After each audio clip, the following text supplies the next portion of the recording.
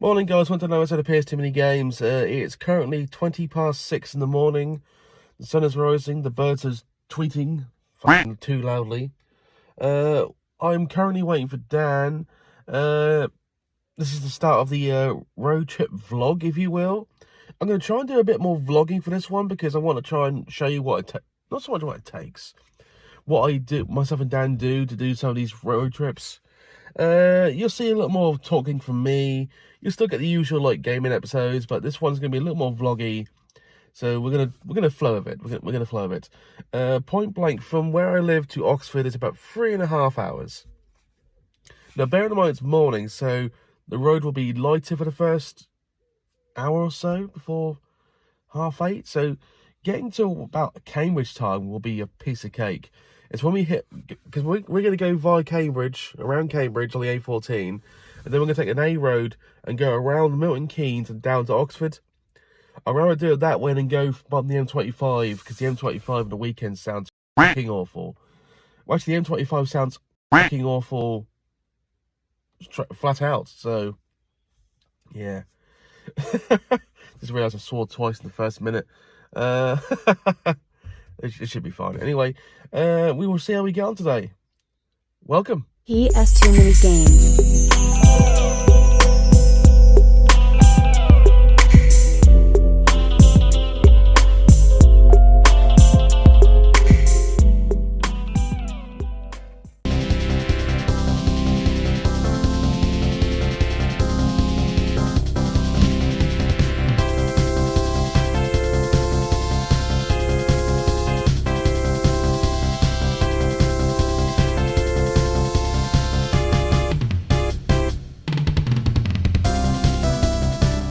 Hello guys, we just got in and as you can see this is probably the most open gaming market I've ever been to.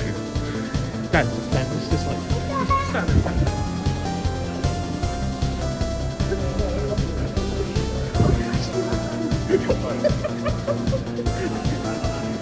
Yeah, seriously guys, this is like the most open spaced gaming market I've ever seen. I mean,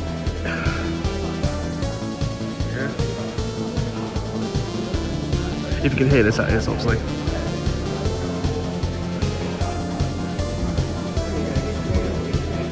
That's it.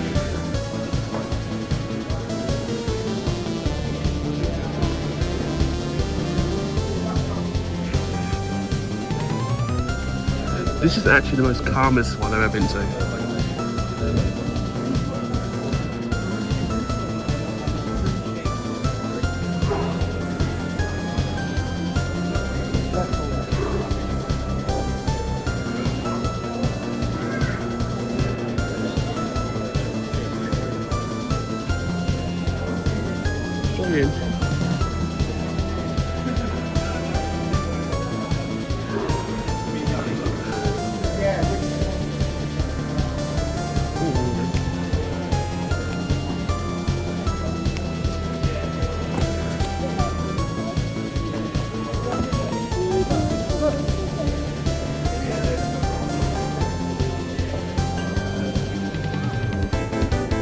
The access was sold out, remember, so either a lot of people have to turn up this early or... Yeah, it's surprising. It's so open, it's ridiculous. Yeah. It's so nice. Yeah, I can breathe.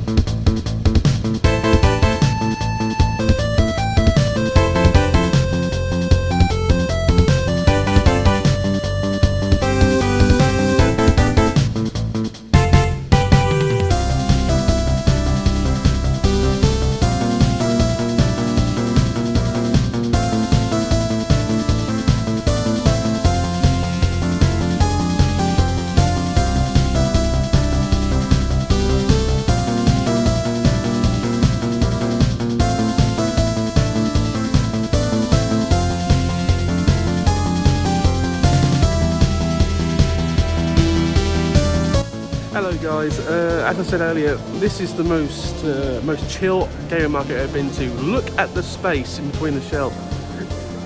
Honestly,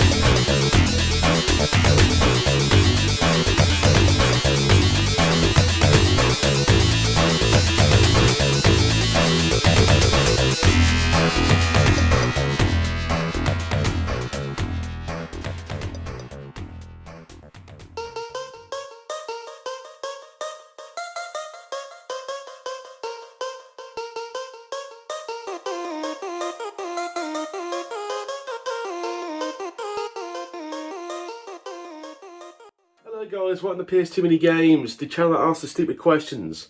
Like, why the f*** does Oxford have a zero admissions charge? Because they want more money. Seriously, welcome to PS Too Many Games. For those who didn't watch the live stream, and I don't blame me to be honest, that didn't go very well. You might have noticed the background's completely changed. We're in a different room. We're going to be in this room for at least 2 to 3 months. Long story short, once again, once the refurbishment of this properly begins, phase 1 includes my original games room. Well, the games room I was using for the last year. There won't be much changing to that. We're going to change the door from one end to the other end for more convenience. Anyway, when it's all done, it'll give me another perfect excuse to rebuild everything from scratch, frame-wise. And it's going to look, I'm really going to put some effort into this one. It's going to look fantastic. Yes, I did say fantastic, by the way. But in the meantime, we come back to the original games room I used for like the first 2 months of this channel. It's a little smaller. It's a perfect square, to be perfectly honest. But this wall right here, there originally was a frame. I put these shelves in temporarily, as you can tell. Knock on wood. This is where I used to put my television. But actually I realised if I put 3 shelves in, I can use a lot more space. And I have. And this now holds about 2/3 of my games. At the side too, but I'm still not finished because I've still got a lot to bring over. So there's a lot of gaps where games will go. So I'm nearly there, but it's getting to the point now where it's like finding time between work and this. It's actually, well, between work, this, and sorting out refurbishing issues. It's actually a busy time in my life. As you see up by the way up there, you saw the 2 boxed PS2s, one over there too. So yeah. So we're going to be here for 2 months. It's not going to be perfect, but it's going to be brilliant. And before anyone asks, yes, I will sort that issue. They are empty cases. I am just purposely doing it at the moment until I measure out a nice piece of wood to cut in the middle. Because they're temporarily, you know what I mean. So that was a case of, I was tired. It was 5 o'clock. I was like, screw it. I've got about like 100 empty cases for that reason. Empty cases. Before anyone says anything, yes, clearly that top shelf is not straight. Once I get a bit of wood, put it in the middle, it'll straighten back up. But clearly, it's like, I measured it up, and for some reason, when I drilled it in, I curved it at the top there. I don't know how I did. That's an amateur mistake, that is. But that, once again, late in the day, I was getting tired. So, but the rest of it's pretty straight, so I will sort that out because I'm going to put a bit of wood in the middle that'll make it look a little less crap. Anyway, back to the meat and potatoes of the episode. Oxford Gaming Market. Quite possibly my most successful gaming market yet. We got... sorry. 5... Sorry. 5, 7, 10, 15... 19 games we picked up? Yes, 19. No, 19. 19.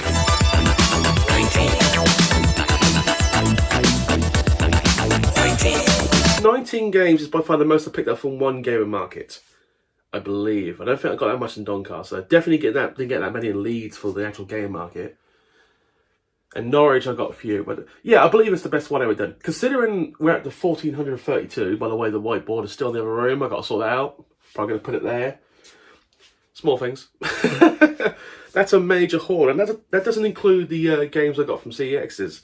I think in total for the whole day I picked up 28 games, which is pretty solid. Very good for this time of collection.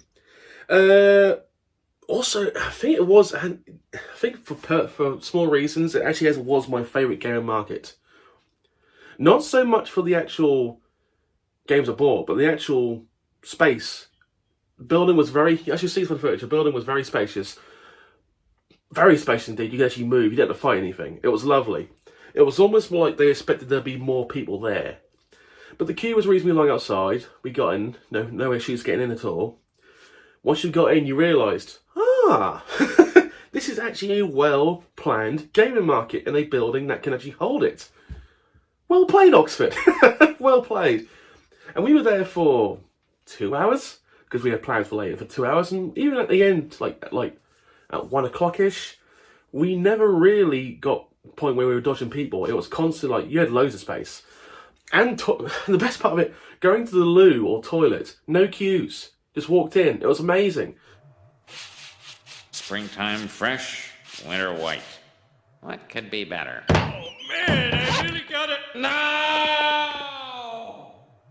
It was almost like they appropriately spaced out and like quantified the amount of people they could hold. By far the most organised, the best organised game market I've ever been to. Solid.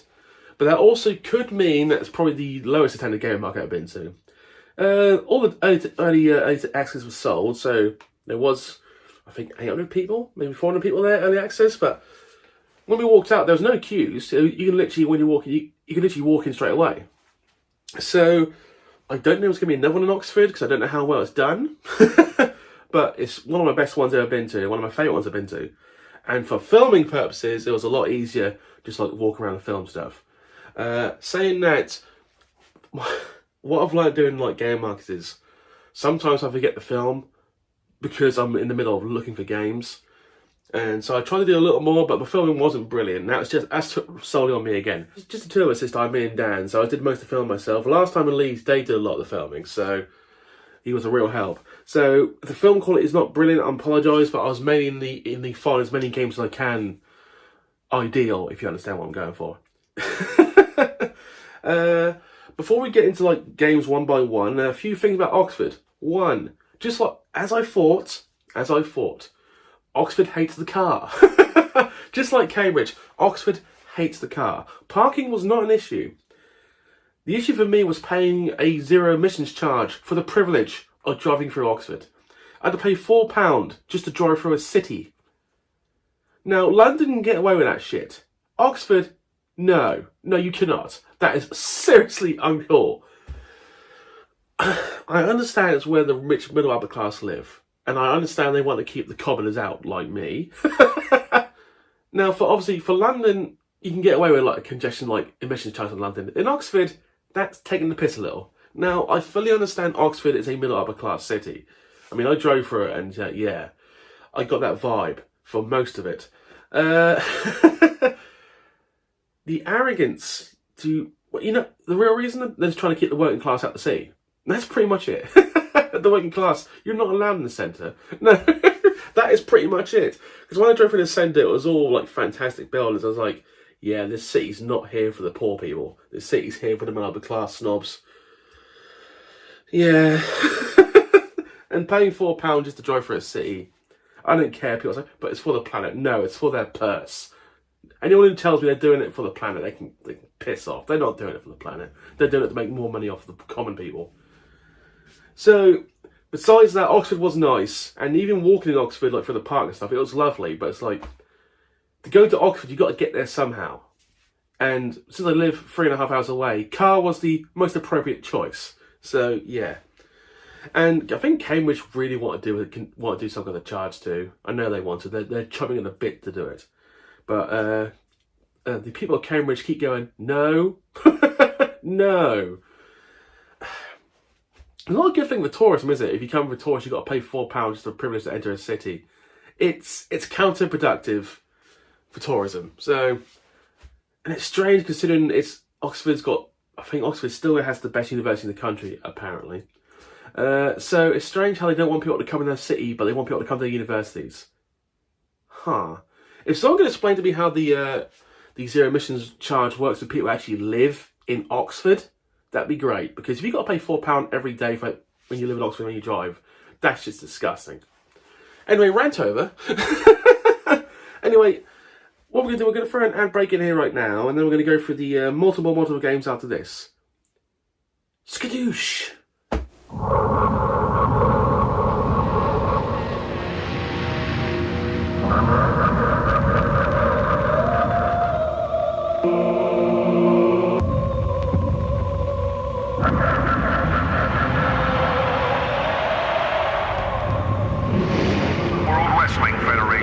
For the Legend of Zelda. He's got 72 hours to save the world. Stop what you're doing and log on to WWFZelda.com to learn more about The Legend of Zelda Majora's Mask and to enter the WWF Zelda pay-per-view sweepstakes. Log on before it's too late. Rated E for everyone. Shavlago! And we're back. I will not stop saying that. It's such a ridiculous word. Before we go further, there were two people that said hello. Because I know I get to a point where people would not so much recognise me, because it's a very small channel, but someone wouldn't actually know who I am. So it's like, that's nice. That's a nice feeling, but it's weird. And this happened because I didn't tell Dan this, because we were split, like the table across, I was looking down, it's like, I heard someone say, I think there's PS too many games over there, like subtly. And it's like, I didn't say anything, it's like, do not react, Adam. Do not react. I'm not an ego man. This is like, I found it kind of funny. When I get embarrassed, I laugh. You might notice that. Anyway, let's move on to the games. I'll try and number these. Game number 1 is actually a platinum game. I got this before Dan even looked at it. This is Football 2002. I needed this one for the platinums. I will say one thing. There weren't many platinums at this game market, which is a rare moment. I'm just going to try and... there we go. There weren't many platinums at this game market. That's the only disappointing part about it, but I'll be brutally honest right now. There wasn't any super expensive games at this platinum market for PS2. There was one. I never can pronounce this. Legends of Sayukai. They wanted £200 for it, which is about £40 above CEX, and I was like, no, I'll pass on that. But literally, apart from that one game, there was nothing like anything above 70 quid. And even the games there was like 70 quid, I kind of had. So for like expensive, super rare, expensive games, it was a complete bust. But that wasn't an issue. That wasn't an issue. And I'll be brutally honest, it was going bad because I was going like down the line each stand. There was like three not exhibits, what you call them, sellers. There were like 3 sellers left. And at that point, it was really going broke or bust. Then I got the third from the end, and this guy had a lot of stuff I wanted. And I started chatting to this man, and he used to collect PS2 games, like over a full set, and he got to 1900. And he said when he got to 1900, it was almost impossible to find the last 500. Which, for a man who's trying to go for a full set, wasn't exactly what I wanted to hear. But he was a genuinely nice man, and I bought a lot of stuff off him that not only have I not even seen before, I knew they exist, but it's like, I've never seen it at CEX. It's like, and I looked at Dave and went, I'm Dave. I looked at Dan and went, I'm buying all this now. So I did. So the majority of these games actually came from one seller. So without that seller, it would have been a bust, to be honest. It would have been bad. But this seller saved my day. But anyway, we'll go through, no particular order, no price range. We'll just go through them one by one. So, game number 1, by the way, shovelware. You can see a lot of shovelware here. Game number 1, not so much shovelware, but Gaelic Games Hurling. Finding some of the Irish-based games is actually quite good. But finding the Hurling one is really good, because out of the other ones, that's not the common one. Had to pay a £5 for this. What you find is that most of these games I might have paid like £1 more than I went at CEX. I don't mind, because I'm not going to find these games. These are incredibly hard games to find. So when you find something like Gaelic Games Hurling, you're like, buy it now. It has got to that point, it's like, buy it now, grab it. I have never played that game for obvious reasons. I've never even, the sport, I really don't know much about it, so I'm going to explain hurling. That'll be pretty good.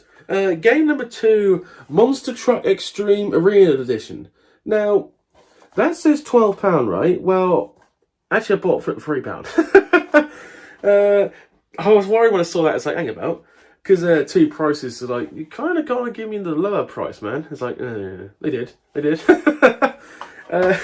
So, one of these obscure games where it's like, never going to like look for it big time. So when you find them, you got to like snatch them up. I know the Americans love their monster trucks, and look at them, they are kind of really impressive. But besides crushing stuff, which the Americans love, they love crushing and destroying. They don't really do anything else, do they? So, yeah, they're kind of cool, for that like one time you watch them. Then after that, they're like, eh. Complete segue. The only thing I know about monster trucks is the female wrestler for the 90s, Medusa, or as WWE fans might know her as Alondra Blaze. After she retired from wrestling, she went into monster trucks, and she was very good at it. She was a good wrestler too, she really was. Game number 3, now we're going with some real, like, stuff. Pro beach soccer. Now we're talking.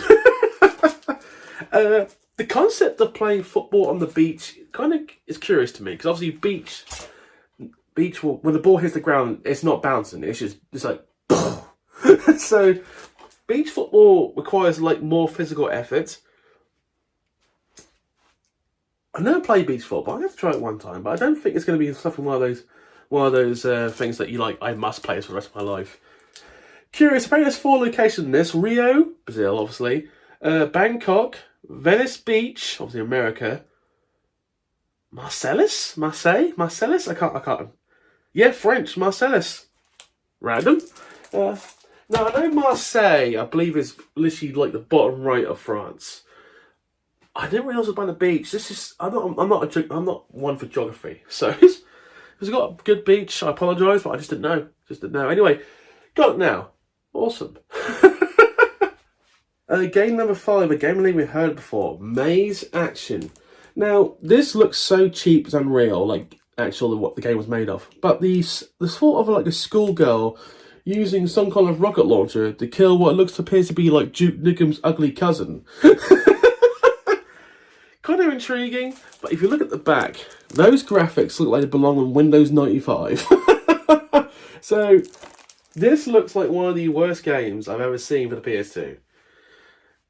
And to be honest, yeah, this looks crap. This looks really bad. One of those games where I would never touch it if I had one go for a full collection. It really looks like Windows 95-esque for a PlayStation 2 game. £3. Shit. Game number 6, Playwise, Poker and Casino. I told you I was going to find some real crap today. It's literally another poker game, one of the 10,000 poker games, made by 505 Studios. The same people who made some of the rarest and most expensive games in the PS2 also made Playwise, Poker and Casino. That just says it all, really. If you like poker, that's your kind of thing. I'm not one to judge. Right, game number 7 now. This is the only game where I wasn't 100% sure if I actually own this or not. It looked familiar, but I took a gamble. I don't mind dropping like 3 or 4 quid for a gamble. Radio Helicopter. Once again, 505 Studios. Once again, that new release sticker. That's why when I saw the new release sticker, it's like, I swear I might have bought this before. But I couldn't remember the name of Radio Helicopter. And I was using like my list of photos kind of thing, so I was trying to keep on track, but sometimes I forget the odd game to scratch off, so if I've got this, I apologise, but I don't think I have. It looks alright. It's just a generic like helicopter-like control game, so, but it's made by 505, so it's like, so anyway, £5 paid. I don't know what to make of that game, to be honest. I might try it. I might. Right, game number 8. Now, this one's actually kind of intriguing. First of all, the game is called Clumsy Shams. It's also an iToy game, right? I definitely don't own this, but, and it's the reason is, but on the back, it's in Portuguese. It's literally like the Portuguese flag. It's in Portuguese. To put it in context, I mean, at the bottom it's like it writes the actual game list in English. It's an iToy game, it's a iToy, but it's all in Portuguese. So I don't know if we got this in England. I don't know, but to be honest, it's such a generic title. It's for the iToy. Will I look for the English version? Because it's still PAL. Probably not. But when I saw Clumsy Shams, I was like, yeah, I'm buying this. So, and I'll be very impressed if Dave finds footage for this game. Challenge. There you go, Dave. If you find it, Dave, I'll be impressed. Game number 9, the shovelware continues. City Soccer Challenge. To be fair, the artwork looks pretty decent. It's a Phoenix game though, so... it's your generic football game. To be honest, it does look like it could play quite well. £3 though. £3 for this. Put it in context, most soccer games don't cost £3. So maybe it's just like that uncommon kind of like actually kind of rare thing, but I might actually try that to see if it's any decent, but something tells me it's not. Game number 10, a game that actually is kind of intriguing. Mini desktop racing. So basically, the concept of this is a racing game with 6 unique levels. Wow. Well, you're racing minis across your like desktop of your computer. It's such a strange concept. I'm actually trying to see if it actually works, but it's not the worst game I bought today. It really isn't. You ever had that game where it looks crap, but it's like, I'm still going to try this because it's like, I'm so intrigued by the concept of this game. But only like 6 unique levels. That's what's a selling point for this game. They made 6 levels. To put it in concept, Sonic Rush, Sonic R. Sonic R had 5 levels. This has got 6, so... And Sonic R is notoriously for being a bad game. With some of the weirdest Sonic moves together. I mean, some of those songs, if you didn't hear them in a Sonic game, you'd be like, yeah, this is pretty good. But they don't go with anything.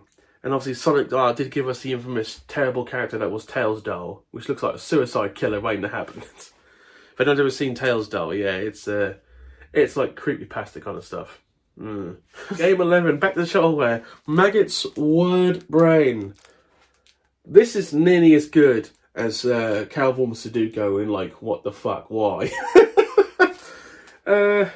Literally a game for like testing your like words and like memory. To be honest, it's not the worst thing they could have done. It's educational. I am not opposed to educational games. I'm really not. Because I've got to get them all. But yeah. Okay, if anyone can like me who the hell this woman is, because I have no idea. I'm going to assume she's called Maggots or Maggots. I ain't got a clue, but £3.50 pay for this. I am not a proud man. By the way, I'm not selling 100%. I'm still full of car at the moment, so yeah. Game number 12? Yeah, 12. Game number 12. Another iToy game. Yeti Sports Arctic Adventure. Once again, I don't know if I actually got this or not. I believe I don't, because I keep seeing it on the list somewhere, but it's like, it does look kind of fun. Another iToy game. We're getting them all. Mad respect to the second picture where this guy is trying his damnedest to sell this game to you. It's like, the problem with the word Yeti, and I mentioned this before, every time I think Yeti, I think Tony Schiavone from WCW. And I'll tell the story again. For those wrestling fans, WCW in 1995 was a bad year for all wrestling, by the way.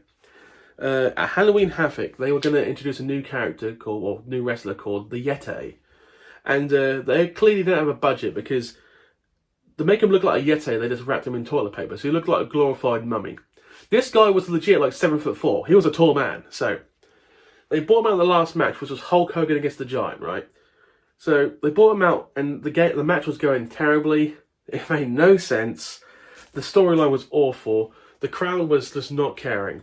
Then they saw this guy come out in toilet paper. And Tony Schiavone's job as a commentator was to make sure he tried very hard to push anything shocking or new, right?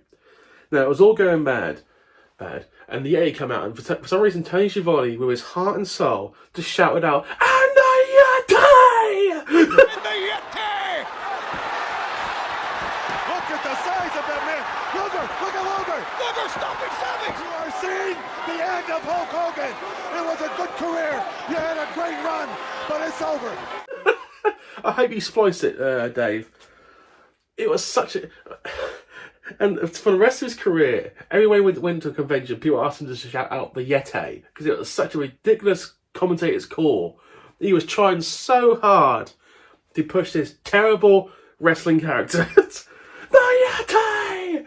And every time I see the word Yeti, when a Skoda Yeti drives past me, I just go, Yeti! That's the kind of brain I have sometimes. Every time it's like, yeah, what lives in the mountains? The Yeti! Okay, number 14, Wild Water Adrenaline. This looks as generic as it gets. I know people like paddling and like canoeing. That's good for you. It's never been my cup of tea. So if you like that kind of stuff, this game might have played well. But to be honest, I know nothing of this game. I just need this game for the collection. Will I play it? Maybe. But for now, it's just going on the pile. Game number 15, Soccer Life, Money, Celebrity and Fun. Made by 505 again. Yes, they made a game about being a footballer and the life of a footballer. Right, okay. Become a professional footballer player and go for the championship. Hang out with beautiful girls and choose who you'll party with. This was made in the 2000s, by the way, just saying. Will your son become a professional player? You can determine its future. You actually have children in this game. You decide the fate of your son. Nepotism running wild in this game.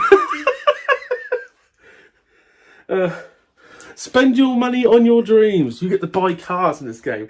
This is such a ridiculous game that I might actually play this just for the shits and giggles of a playthrough of this.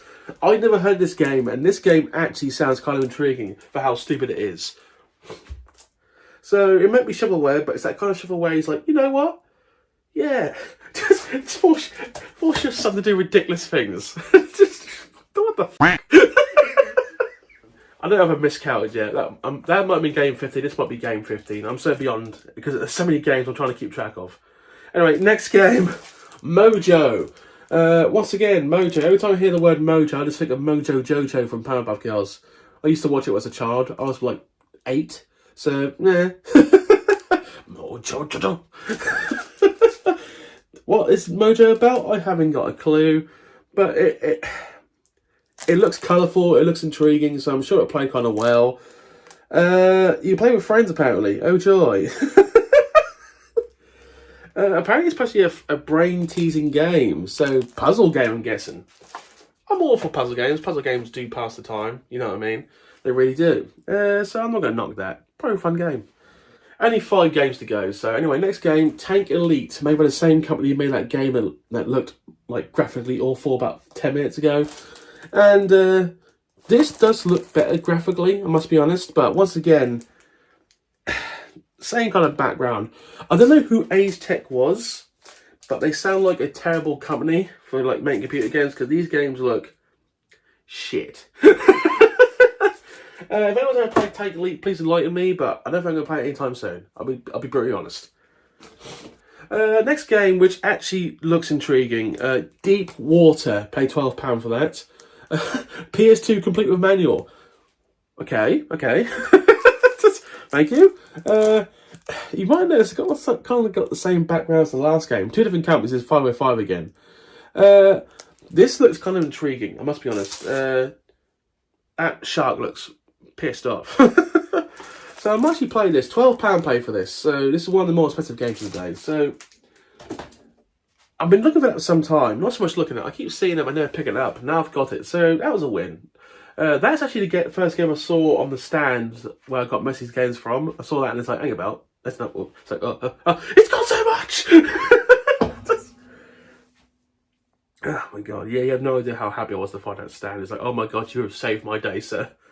Next game. Now we're getting to a couple of good games here. King of Fighters 11. Very happy to get this one. Any King of Fighters game is a good game. King of Fighters is a very good franchise. Love me for some fighting games. Go have to try that and see if it holds up. Very happy to get that game. I think I paid a tenner for it, so I don't know. I can't remember. Need to clean my notes. Bear me a second. Penultimate game and the second most expensive of the day. The game I've been looking for some time. Samurai Showdown 5. This game, another fighting game. I've never played Samurai Showdown, but I've heard so many good stuff about these games, so I'm going to give a crack at this one, because this one looks actually quite good. Obviously part of like the SNK fighting games, like 90s and 2000s. So many good fighting franchises from SNK. And Neo Geo. Yeah, that must have been an awesome console to have in the 90s. Expensive, but awesome. You know what I mean. So, going to give that one a good try. The last game I picked up, Game and Peripheral. You'll see what I mean. I've never played this because it's not my cup of tea, but I'm going to have to play this. We were literally about to leave. And before that we left, Dan said, do you want to have a quick, just look around before we leave? Because we were actually next to the exit doors. And I just briefly looked around, right? And I just looked at the same seller I just bought a lot of stuff from. And you know they have, stuff in the background, like consoles and stuff. It's consoles, accessories and that stuff. And I didn't even check his background stuff. And on one of the lower shelves, I saw this, and I immediately went down, I've got to buy that now. And I went back up to him and goes, is that what I think it is? Yeah, buying it now. And it wasn't terribly expensive, but it's like fully boxed DJ Hero. And I just saw this as like, for those who remember, DJ Hero was reasonably popular. I say reasonably, it was popular for about a year. But mainly for the Xbox 360 and PS3. I forgot it was also on PS2. So to get the actual turntable and game in one, and the nice box was very good. £30 pay for this. Probably more than it's worth, but I didn't care. It's like, you know what, screw it. I was having so much fun that day. It's like, let's buy that. So to get that was amazing. So I'm going to do an episode with a turntable. That should be intriguing. Mainly because obviously any kind of turntable episode I have to demonetize because it just gets copyrighted left, right and centre for obvious reasons. But to get that was awesome, very good. I'm curious how, because I didn't realise some of these games are like some of these songs on this is weird.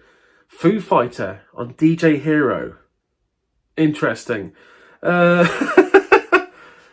it's weird. Anyway.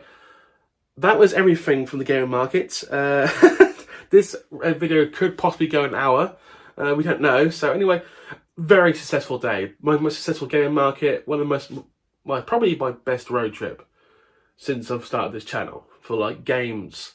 Nothing expensive, but it's getting to that point now where the expensive stuff is one thing, but the obscure like stuff no one wants, like this pile here, that's a win because they are so hard to find.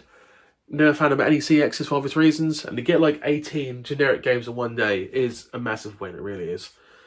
That's all for this week. Next episode should be Oxford CEX. So we're going to go from the sublime to the interesting. Yeah, Oxford CX was interesting. Anyway, thank you for watching. Please comment and subscribe. Sorry for the last 2 weeks, I've barely posted. I just had so much on my plate, I just couldn't.